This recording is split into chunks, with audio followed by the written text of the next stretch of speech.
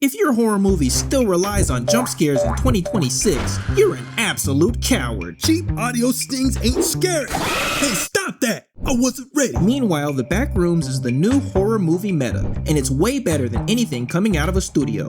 It pulled the ultimate power move, terrifying millions with absolutely nothing but an empty room. We're breaking down why this empty room is the most dangerous threat to the old Hollywood model. I'm Lunk, he's Constantine.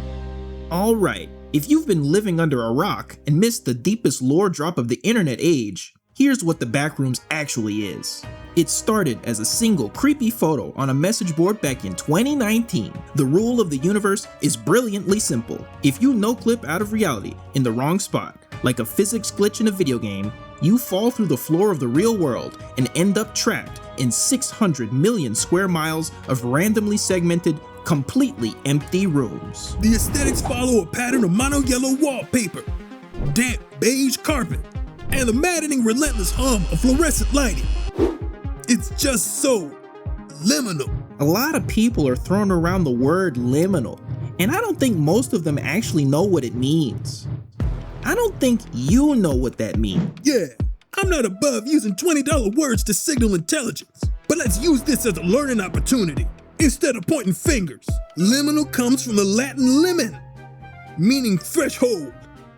It refers to a space that exists between destinations, a hallway, a lobby, an airport terminal, a place you are meant to pass through, not stay in.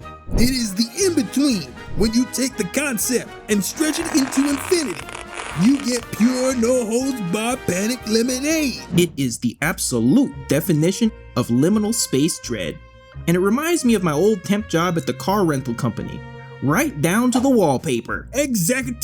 Anyone working a traditional desk job isn't watching a horror movie. They're watching a live feed of their own existential despair. It weaponizes the run-of-the-mill 9-to-5 lifestyle. Bet money. This movie is an extinction level event for commercial real estate. Everyone's working from home after this. They won't be able to get anybody in a windowless room ever again. So what makes the back room so creepy? What does an empty hallway accomplish that a $100 million CGI budget can't? Vibes. Think about it. Dracula is a monster you can kill with a wooden stake and some garlic butter. A slasher is a guy you can outrun or outsmart. But an infinite empty beige maze? That's a cosmic threat. You can't muscle your way out of it. And you definitely can't outsmart a room that doesn't care if you live or die. You don't matter in this beige hell. And that indifference is infinitely more terrifying than any creature with fangs. The Backroom shows how the proper setting and atmosphere can stand against the most ghoulish monsters. Over-reliance on jump scares only highlights a lack of atmosphere. If you use a monster as a crutch, you are leaving that deep tissue terror on the table. This didn't just fall out of the sky. We gotta look at the sheer power of the community here.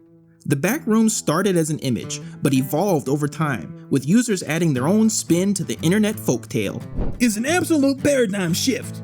The industry must accept that the collective unhinged hive mind of internet wikis is way better at world building than anyone currently employed in a writer's room.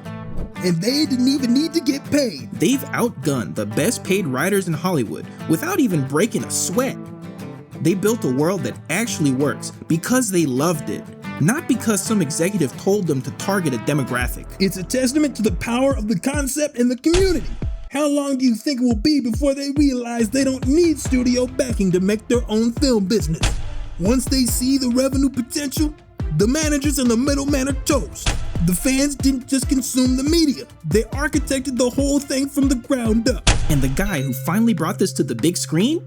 Kane Parsons. He's the one who took this massive, chaotic universe using nothing but his own vision and a free copy of Blender, turned it into a virtual blockbuster. Kane Parsons is the ultimate Algo-Auteur, releasing his backroom video on his YouTube channel, Kane Pixels. He then went on to become the youngest director to work with A24. Kane proves that a high-end workstation isn't just a gaming rig. It's a weapon of mass destruction. If you have the right software, you don't need a massive film studio to make something world-class. Because of this, the entire Hollywood pipeline has shifted.